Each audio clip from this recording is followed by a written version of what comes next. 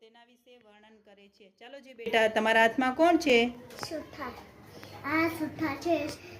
સુથાર ખુરશી ટેબલ બનાવે છે। સુથારને લાકડું કાપવા માટે કડવટ જોઈએ છે। વેરી ગુડ, સરસ। આ કુંભાર છે। કુંભાર માટીમાંથી માટકા બનાવે છે। કુંભારને માટલા બનાવવા માટે ચકલાની જરૂરત પડે છે। વેરી ગુડ, સરસ। આ હજામ છે। હજામને વાળ કાપવા માટે તે કાતરની જરૂર પડે છે। Very good. આ દરજી છે।